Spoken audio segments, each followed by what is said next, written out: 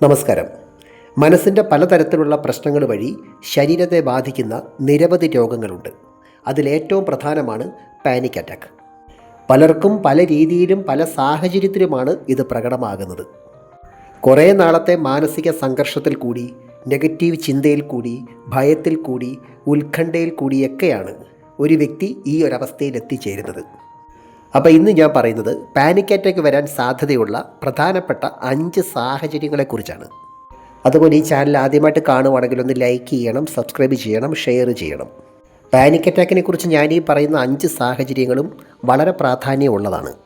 ഒരു വ്യക്തി സാധാരണ ചെയ്യുന്നതിൽ നിന്നും വ്യത്യസ്തമായിട്ട് ഫിസിക്കലി മെൻ്റലി കൂടുതൽ സ്ട്രെയിൻ എടുക്കുന്ന സാഹചര്യത്തിൽ, എന്നുവെച്ചാൽ നമ്മുടെ ശരീരത്തിൻ്റെ പ്രധാനപ്പെട്ട പ്രവർത്തനങ്ങളെ നിയന്ത്രിക്കുന്ന വാഗസ് നെർവ് ട്രിഗർ ചെയ്യുന്ന അവസ്ഥ. ഇത് പല സാഹചര്യത്തിലും ഉണ്ടാകാം. ശരീരം കൊണ്ട് ഓവർ വർക്ക് ചെയ്യുക, അതുപോലെ മാനസികമായിട്ട് കൂടുതൽ സ്ട്രെയിൻ എടുത്തുള്ള ജോലികൾ ചെയ്യുക, എന്നുവെച്ചാൽ നമ്മുടെ ശരീരത്തിൻ്റെ മനസ്സിൻ്റെ ഡിഫൻസ് മെക്കാനിസം ടെമ്പററി ആയിട്ട് വീക്കാകുന്ന അവസ്ഥ.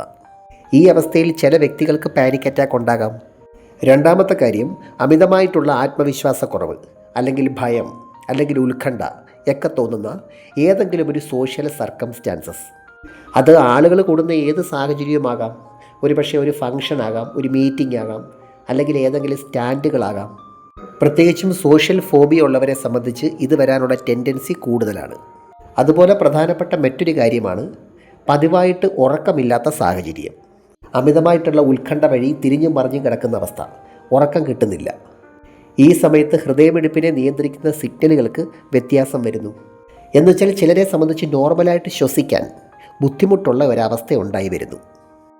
അടുത്ത ഒരു സാഹചര്യം എന്താണെന്ന് വെച്ചാൽ, ഏതെങ്കിലും ഒരു നെഗറ്റീവ് സിറ്റുവേഷൻ, അതിനകത്ത് നമ്മുടെ മനസ്സ് അമിതമായിട്ട് കോൺഷ്യസ് ആകുന്നു. അതൊരു പക്ഷേ ഒരു വ്യക്തിയുടെ ജീവിതത്തിൽ സംഭവിച്ചുകൊണ്ടിരിക്കുന്ന അല്ലെങ്കിൽ സംഭവിച്ചിട്ടുള്ള ഏതെങ്കിലും ഒരു കാര്യമായിരിക്കാം.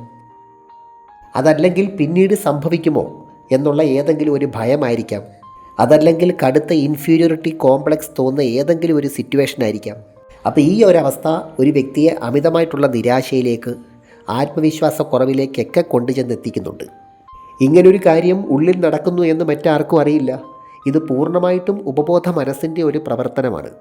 അപ്പോൾ ഇങ്ങനെയുള്ള മാനസികാവസ്ഥയിൽ പബ്ലിക്കിലേക്ക് ഇറങ്ങേണ്ട ഒരു സാഹചര്യം വരും. ഈ സാഹചര്യത്തിൽ പാനിക് അറ്റാക്ക് വരാനുള്ള പോസിബിലിറ്റി വളരെ വളരെ കൂടുതലാണ്. ഈ സമയത്ത് ആ വ്യക്തി കൂടുതലായിട്ടും കോൺഷ്യസ് ആകുന്നത് നെഗറ്റീവായിട്ടുള്ള കാര്യത്തിലായിരിക്കും. അപ്പോൾ ഇവരിൽ സംഭവിക്കുന്ന ഈ നെഗറ്റീവ് കാര്യം മറ്റുള്ളവരും തിരിച്ചറിഞ്ഞിട്ടുണ്ടോ എന്ന ഭയം. ഈ ഭയം ഒരു താൽക്കാലികമായിട്ടുള്ള ആങ്സൈറ്റി ഡിസോർഡർ അവിടെ ഉണ്ടാക്കുന്നു. ഇത് ചിലരെ സംബന്ധിച്ച് പാനിക് അറ്റാക്കിലേക്ക് മാറുന്നുണ്ട്. അതുപോലെ ഈ പാനിക് അറ്റാക്ക് എന്ന് പറയുന്നത് ചെസ്റ്റ് പെയിൻ മാത്രമല്ല. ചിലപ്പോൾ ശ്വാസം കിട്ടാതെ അണപ്പ് കൂടുന്ന അവസ്ഥയായിരിക്കാം, അല്ലെങ്കിൽ ഒരു മയക്കം പോലെ വരുന്ന അവസ്ഥയായിരിക്കാം, തലചുറ്റൽ പോലെ വരുന്ന അവസ്ഥയായിരിക്കാം. ചിലരെ സംബന്ധിച്ച് ശരീരം മുഴുവൻ വിയർത്ത് കുഴഞ്ഞു വീഴുന്ന അവസ്ഥയായിരിക്കാം. ചിലരെ സംബന്ധിച്ച് പരിസരബോധം നഷ്ടപ്പെടുന്ന അവസ്ഥയായിരിക്കാം. അതുപോലെ ഈ സമയത്ത് ഒരു വിഭ്രാന്തി പോലെ കാണിക്കുന്നവരും ഉണ്ട്. അങ്ങനെ പലർക്കും പല തരത്തിലാണ് ഇത് അനുഭവപ്പെടുന്നത്. അടുത്ത ഒരു സാധ്യത എന്താണെന്ന് വെച്ചാൽ, അമിതമായിട്ടുള്ള മദ്യപാനത്തിന് ശേഷമുള്ള വിത്ഡ്രോവൽ സമയങ്ങളിലാണ്. ഈ സമയത്ത് ചിലർക്ക് കടുത്ത നിരാശ അല്ലെങ്കിൽ ഉത്കണ്ഠ തോന്നുന്നു. അപ്പോൾ ഈ വിത്ഡ്രോവലിൻ്റെ ഫലമായിട്ട് ടെമ്പററി ആയിട്ടുണ്ടാകുന്ന ഒരു തരം ആങ്സൈറ്റി ഡിസോർഡർ ഉണ്ട്. ഈ സമയത്ത് ചിലർക്ക് പാനിക് അറ്റാക്ക് ഉണ്ടാകാം. അതുപോലെ നെർവ് സംബന്ധമായിട്ടുള്ള ചില മരുന്നുകൾ പെട്ടെന്ന് നിർത്തുന്നതിൻ്റെ ഫലമായിട്ട് ശരീരത്തിൻ്റെ ഡിഫൻസ് മെക്കാനിസത്തിന് മാറ്റം വരാം. അതുപോലെ ഷുഗറിനും പ്രഷറിനുമൊക്കെ അമിതമായിട്ടുള്ള വേരിയേഷൻ വരുന്ന ചില സാഹചര്യത്തിൽ, ചുരുക്കി പറഞ്ഞാൽ ശരീരത്തിൻ്റെ നോർമലായിട്ടുള്ള പ്രവർത്തനത്തിന് മാറ്റം വരുന്ന, പെട്ടെന്നൊരു മാറ്റം വരുന്ന, അല്ലെങ്കിൽ തടസ്സം വരുന്ന, അല്ലെങ്കിൽ വേരിയേഷൻ വരുന്ന ഏതൊരു സാഹചര്യവും പാനിക് അറ്റാക്ക് വരാൻ സാധ്യതയുള്ളവർ ശ്രദ്ധിക്കേണ്ടതാണ്. എനിവേ, നമുക്ക് മറ്റൊരു വീഡിയോയുമായി വീണ്ടും കാണാം. അപ്പോൾ ചാനൽ സബ്സ്ക്രൈബ് ചെയ്യാൻ മറക്കരുത്, ലൈക്ക് ചെയ്യണം, ഷെയർ ചെയ്യണം. Thanks for watching.